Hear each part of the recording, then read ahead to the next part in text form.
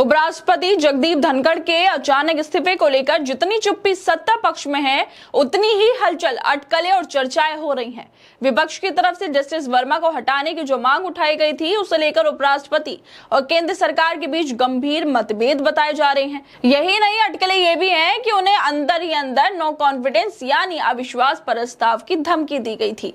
हालत तब और ज्यादा बिगड़ गए जब बिजनेस एडवाइजरी कमेटी की अहम बैठक में बीजेपी के दो बड़े नेता जेपी नड्डा और किरेन रिजिजू बिना किसी सूचना के नदारद रहे। ये बात धनखड़ को इतनी नागवार गुजरी कि उन्होंने उसी शाम बैठक को रद्द कर दिया और चंद घंटे बाद राष्ट्रपति को अपना इस्तीफा भी भेज दिया। इस घटना को लेकर अब तक विपक्ष ही सवाल उठा रहा था। सोशल मीडिया पर लोग पूछ रहे थे कि क्या 2027 में रिटायर होने वाले उपराष्ट्रपति की राजनीति का नक्शा अचानक क्यों बदल गया है। इन अटकलों और सवालों के बीच ही अब किसान नेता और भारतीय किसान यूनियन के प्रवक्ता राकेश टिकैत का बयान भी सामने आ गया है, जिसने इस पूरी घटना को और ज्यादा गर्मा दिया है। टिकैत ने साफ कहा है कि धनखड़ का इस्तीफा इसलिए लिया गया क्योंकि उन्होंने किसानों के पक्ष में बोला था, यानी जो भी किसानों की बात करेगा उसकी कुर्सी खतरे में पड़ जाएगी। ऐसे में सवाल ये उठता है कि क्या अब संवैधानिक पदों पर बैठे लोगों को भी तयशुदा लाइन से बाहर जाने की इजाजत नहीं है?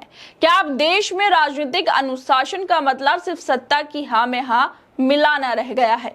दरअसल उपराष्ट्रपति जगदीप धनखड़ के अचानक इस्तीफे को लेकर जहां अब तक से विपक्ष सवाल उठा रहा था, सोशल मीडिया पर सवाल उठ रहे थे, वहीं अब किसान नेता राकेश टिकैत का भी बड़ा बयान सामने आ गया है।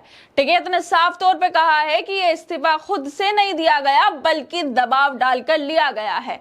उनका कहना है कि एक जाट जो अपनी जमीन तक मरने के बाद ही बच्चों के नाम करता है, वो इतनी आसानी से उपराष्ट्रपति जैसे पद से इस्तीफा दे देगा, ये सोचना भी बेवकूफी है। हमारे गांव में तो जाट खाट पर मर जाते हैं लेकिन जमीन नहीं छोड़ता, तो उपराष्ट्रपति का पद कैसे छोड़ देगा? ये इस्तीफा लिया गया है, दिया नहीं गया। उनकी कोई तबीयत खराब नहीं थी, उन पर प्रेशर डाला गया और इस्तीफा ले लिया गया। ये सब बातें राकेश टिकैत ने मीडिया से बात करते हुए कही और इन्हीं मीडिया और राकेश टिकैत के सवालों जवाबों के बीच एक पत्रकार टिकैत से पूछता है कि अगला उपराष्ट्रपति कौन होगा, आप किसको देखते हैं? इस पर राकेश टिकैत कहते हैं कि अगला उपराष्ट्रपति का तो पता नहीं, लेकिन जिन स्टेट को निपटाना होगा, जौन सी पार्टी को निपटाना होगा, उसे पद देंगे। अगर किसी दूसरी पार्टी के अध्यक्ष को यह पद देंगे तो उसकी पार्टी खत्म होगी। जो भी किसानों के समर्थन में बोलेगा उसके साथ यही होगा। टिकैत का साफ आरोप है कि धनखड़ ने जब किसानों के समर्थन में आवाज उठाई तो उन्हें किनारे करने की तैयारी शुरू हो गई थी और आखिरकार दबाव बनाकर इस्तीफा ले लिया गया। राकेश टिकैत का बयान इस पूरे मामले को एक नई दिशा देता है। उनका कहना है कि जगदीप धनखड़ ने किसानों के पक्ष में बोलने की हिम्मत दिखाई, इसलिए उनकी कुर्सी छीनी गई।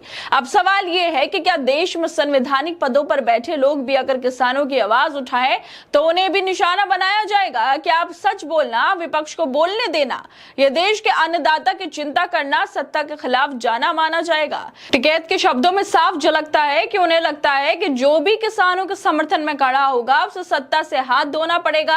अगर किसी ने संसद में किसानों की स्थिति पर सवाल उठाया, एमएसपी की बात की या आंदोलन के दौरान मारे गए किसानों को याद किया, तो क्या उसकी कुर्सी खतरे में पड़ सकती है?